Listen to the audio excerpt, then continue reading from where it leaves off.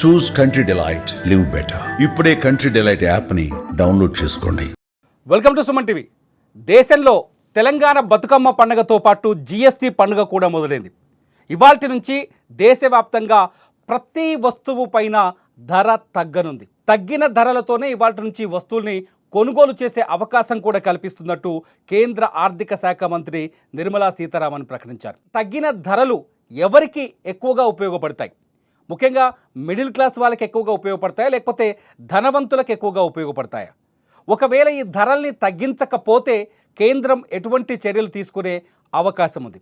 అంతేకాదు, నిన్న భారత ప్రధాని నరేంద్ర మోదీ ఒక కీలకమైన పిలుపునిచ్చారు, స్వదేశీ ఉద్యమం అని.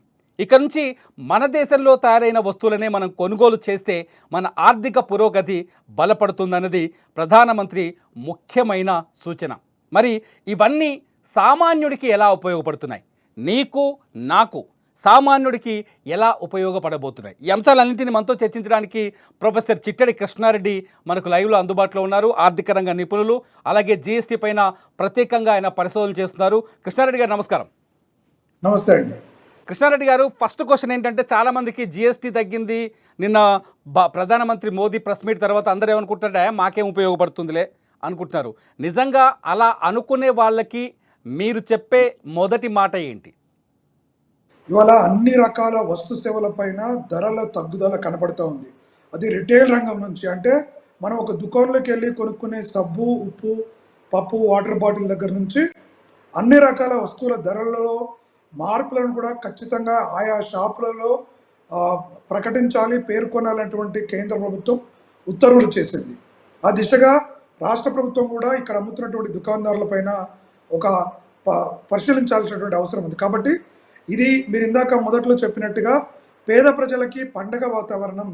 అంటే మనకందరికీ తెలుసు, ముఖ్యంగా పేద ప్రజలు ఎవరైతే ఉంటారో వాళ్ళు కొనుగోలు చేసేటువంటి నిత్యావసర వస్తువుల దగ్గర నుంచి, మనం వాడే ఇంట్లో గృహోపయ ఉపకరణాలతో పాటు నిత్యం వాడుకునే సోప్ దగ్గర నుంచి, మనం వండుకునే పప్పు ఉప్పు నుంచి, మీరు వాడుకునేటువంటి బట్టలు, మొబైల్స్, టీవీలు నుంచి కార్ల వరకు, అంటే ఇవాళ అన్ని రకాల వస్తు సేవల ధరల్లో ఒక మార్పు మనకు స్పష్టంగా కనబడుతూ ఉంది. అంటే గరిష్టంగా ఇప్పటి వరకు ఎప్పుడు కూడా చరిత్రలో ధర పెరుగుదల చూసాం. ఒకసారి ఒక వస్తువు ధర పెరిగిన తర్వాత తగ్గటం అనేది నాకు తెలిసి దేశ చరిత్రలో మొట్టమొదటిసారి కావచ్చు. ఏ పన్నైనా కూడా పెంచిన తర్వాత అట్లా పెరుగుతూనే పోతుంది, కానీ తగ్గించడం అనేటువంటిది ఈ నరేంద్ర మోడీ గారి దార్శనికతతో తీసుకొచ్చినటువంటి సంస్కరణలతో ఇవాళ ప్రజల ముందుకు తీసుకొచ్చారు. ఇవాళ కుటుంబ రంగం అంటే ఒక ఆర్థిక వ్యవస్థలో కూడా ఒకటి గృహ రంగం లేదా కుటుంబ రంగం అంటాము, ఇంకొకటి వ్యాపార రంగం ఉంటుంది. ఈ వ్యాపార రంగానికి కూడా ఎప్పుడైతే సామాన్య ప్రజలు వస్తు సేవలని కొనుగోలు చేస్తారో, వస్తు సేవలకు డిమాండ్ పెరగడం, ఎప్పుడైతే వాళ్ళ కొనుగోలు శక్తి పెరుగుతుందో అప్పుడు ఏం జరుగుతుంది? సాధారణంగా వస్తు సేవల డిమాండ్ పెరగడంతో సంస్థలు కూడా ఎక్కువగా ఉత్పత్తి చేయడానికి ఆస్కారం ఉంటుంది, ఎక్కువగా అమ్మకాలు జరపడానికి ఉంటుంది, వారి లాభాలు కూడా గరిష్టం అవడానికి. అంటే గతంలో కొనుగోలు చేయనటువంటి కొత్త కొనుగోదారులు ఇంతకుముందు కొనుగోలు చేస్తున్నటువంటి వారు కొంత ఎక్కువ పరిణామంలో కొనుగోలు చేయడానికి అవకాశం మనకు జిఎస్టీ రూపంలో కలిగింది. ఏది కాదన్నా చాలా వస్తువులు తగ్గుతాయి అంటున్నారు వరుస పెట్టి. మీరు చెప్పిన ప్రకారమే ఉప్పులు పప్పులు తగ్గుతాయి, కార్ల ధరలు తగ్గుతాయి, సైకిళ్ళ ధరలు తగ్గుతాయి, అట్లాగే టీవీల ధరలు తగ్గుతాయి, ఇంట్లో వంట గిన్నెలు, వంట పాత్రలు, వంటకు ఉపయోగించే మెషినరీ ధర తగ్గుతుంది. ఇవన్నింటినీ ఇప్పుడున్న పరిస్థితుల్లో మన దగ్గర అమ్మకందారులు అమలు చేయగలరా? చేయకపోతే వాళ్ళపైన చర్యలు ఉంటాయా?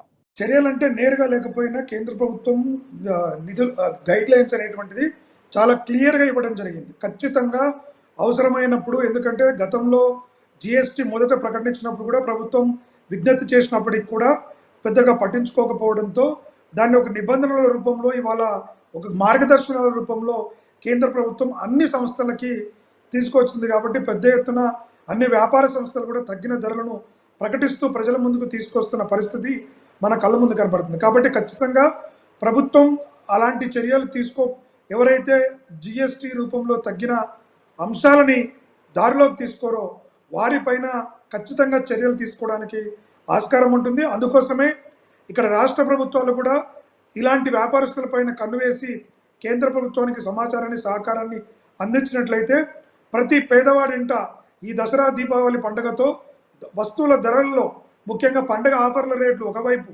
మనం చూస్తున్న ఇవాళ మొబైల్స్ కావచ్చు, మిగతావి కావచ్చు, అన్ని రకాల పండుగ సమయాల్లో ధరలు తగ్గిస్తూ ఉంటాయి.